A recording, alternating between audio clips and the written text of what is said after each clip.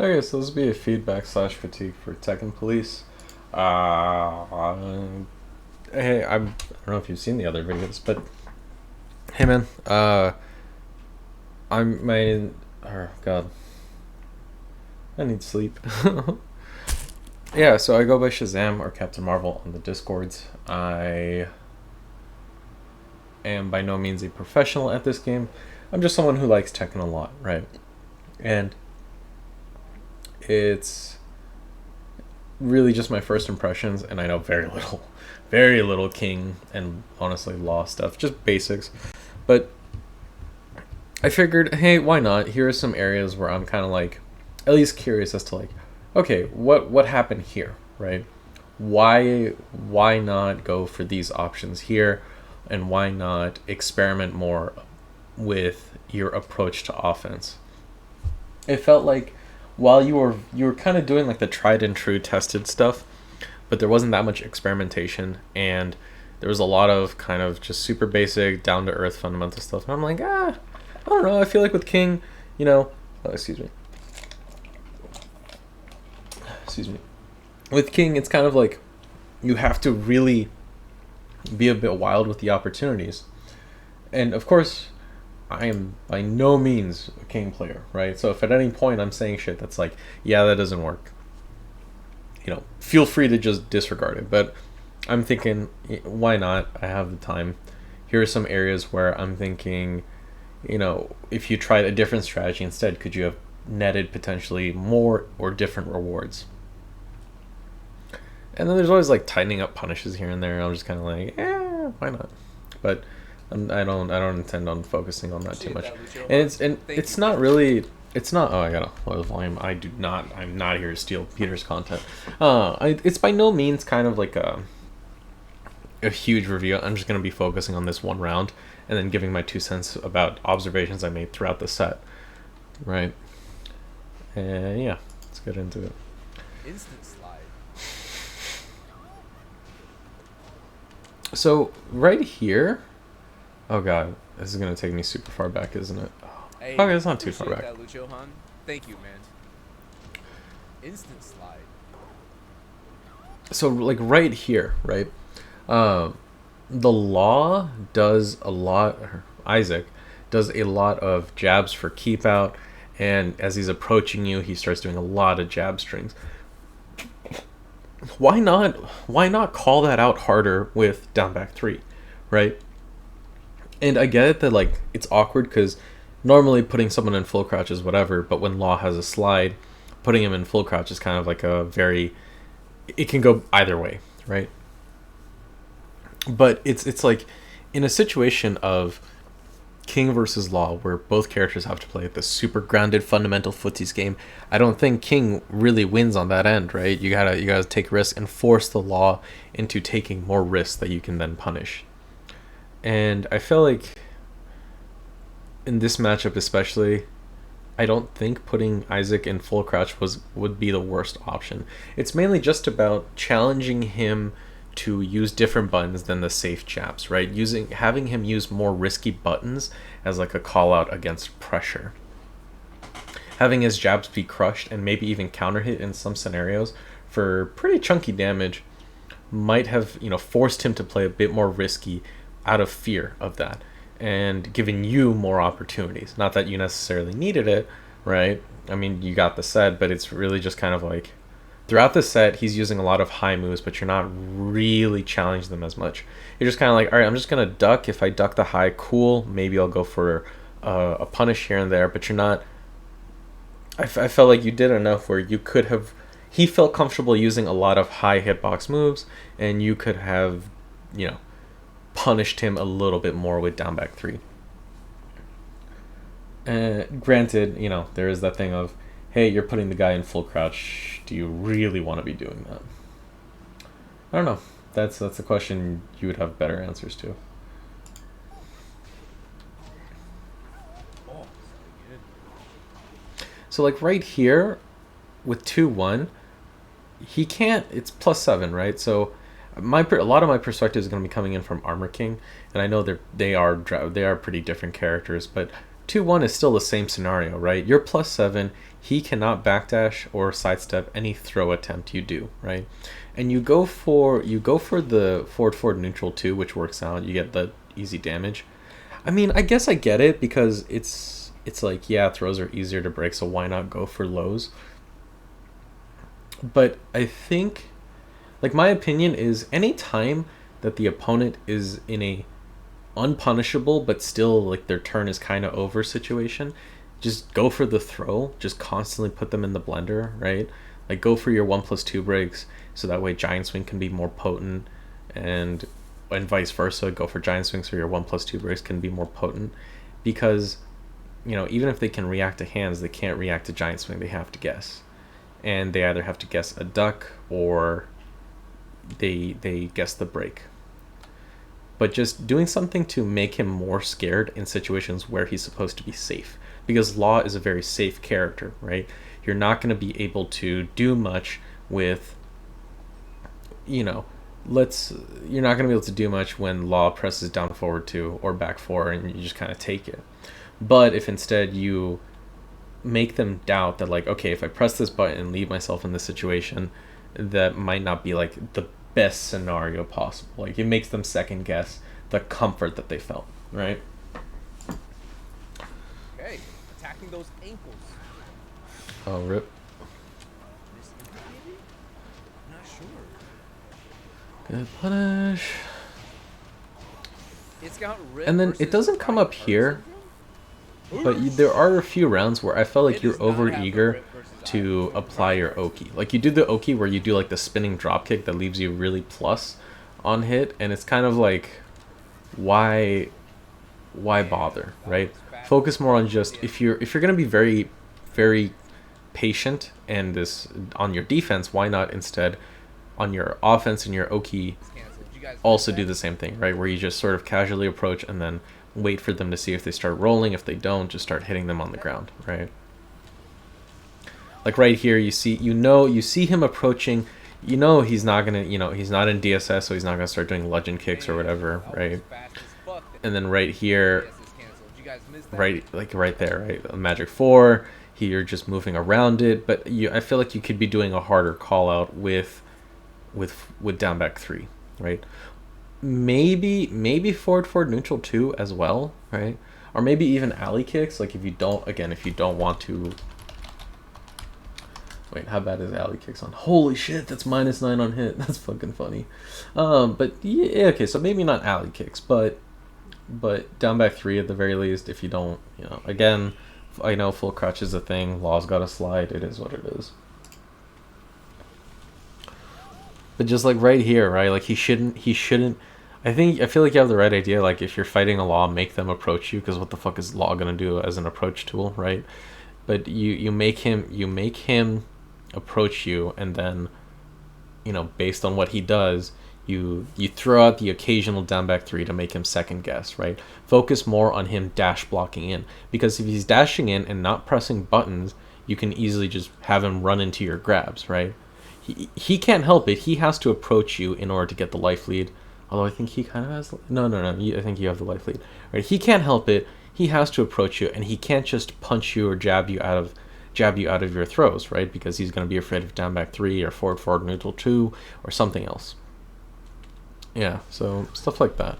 Rip the punish. Like right there, right? Like, his down forward 2 should be -7.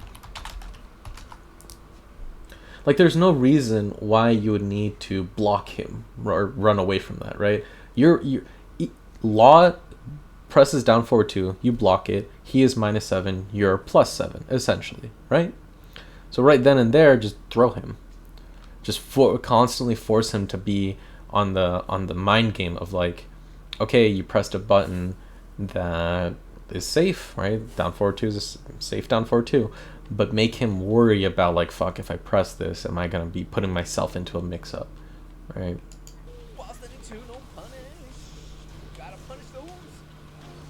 Nice low parry. Right, so again, we see that whole, like, I mean, I guess you kind of waited. I don't think that was that bad. Is dropkick a really good Oki tool? I actually don't know. I felt like, I don't know. Is that really the best you can do against a grounder opponent? Is like that? Is that the most damage? I'm genuinely asking, right? I'm not like trying to be facetious here, but Oh, anyway. boss 32, no punish. Gotta punish those. It insane DSS. Oh god, Dragon Hammer. Alright, so yeah, here we go. This is where it's gonna get dicey, right? Just kind of like, alright, you got Dragon. Oh shit, nice. Right as I say that. Actually, I knew that was gonna happen because I watched this earlier. Whatever. Anyway. Got a parry. So right here, this is where the tightening up the punishes comes up. It's like you go for the throw, and I guess he breaks it. But can't you just do hop kick, right? Like your hop kick is a knee, and he would just die, right? Or you dash up and do down forward one, because I'm pretty sure King's down forward one is an elbow, right? I mean, I feel like the hop kick would have been better, obviously, because it's a juggle. But I don't think down forward one is that bad either, right? Like you're +3, and then you can start doing frame traps from that situation.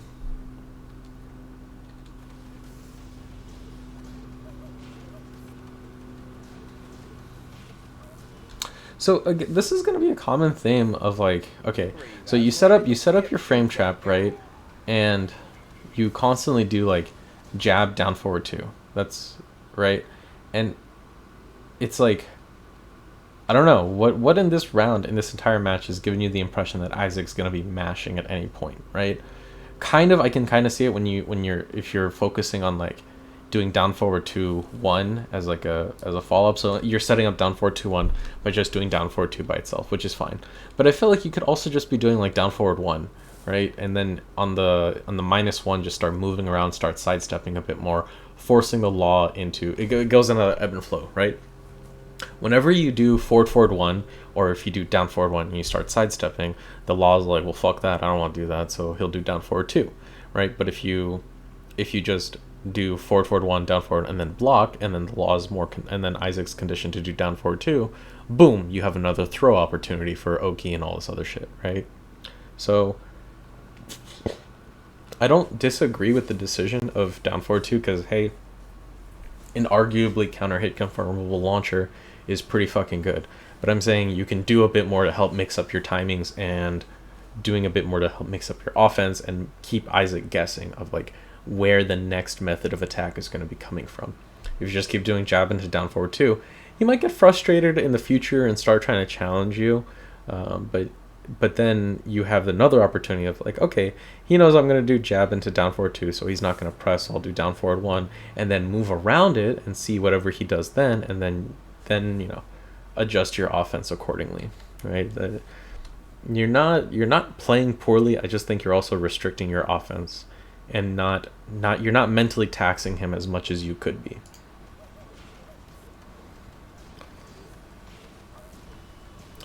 Like right here, right? You're gonna block like 3 back 4s in a row, and this is where I'm like really like, okay, I mean, yes, this is fine. So you're just pressing back 1 or dick jabbing, and he's just blocking, right? He's just holding back because he's not gonna be able to do anything. He's not gonna be able to do anything crazy at -7, but you could just be throwing him, and he'll be forced to like second guess himself, right? Like he can't just press back 4, leave himself at -7 in front of a king, and just be like, oh, this is fine, right? But again, if any of this is like, no, that's not really how it works out, just let me know, so I know for the future as well. I'm not just full of shit. Because I get it, throws in this game suck, and I get that, like, I'm kind of overhyping kings and throws here, but I don't know, especially with king, not just armor king. I don't know, it's like throws are your best bet, right? I say that, and he just instantly breaks. Like, I don't know what that was. Probably 1+2 break. Unfortunate. Yeah, this is tough. So I feel like he has a good read on your timing of when you're gonna go for the throws, like the ground throw and the Oki option.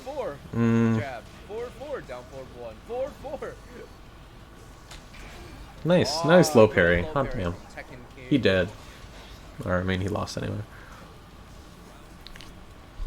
He said you could get one of these raise drives, but not 2. First one's always free. Yeah, like so, like right there, we see. Okay, here's my Say question, you right? get one of So you these do down back racetracks, but three, not two. right? First one's Is that what always happens? free. You do down back three. Oh no, you do wall standing four into down back three. Okay, I mean that's not that bad. Uh,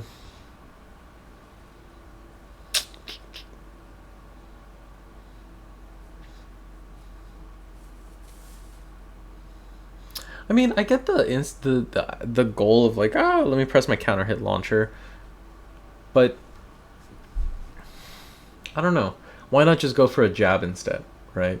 You go for the jab, you press the one jab. If you're more likely to hit something because of how fast the jab is, right?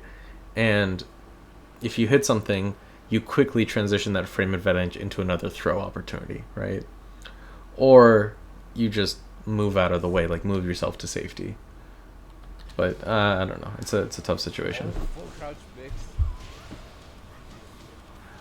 Barely drops the legend kick. Like right here, right? He Oh, the full crouch mix. Oh, like you do jab, right? You do jab again. He's not immediately ducking. He's not immediately trying to like low crush or high crush you with anything. I feel like so jab into throw would have been perfectly reasonable here, right? And then again, constantly putting him under the pressure of like, fuck, am I gonna get thrown right now? Am I gonna get thrown right now? And then making him guess like when is it gonna come? When is it gonna happen? When is it gonna happen? Is that down for? I don't know what move that is. super Right? egg, nice throw. Oh god, generic 2+4. Nice. It's probably.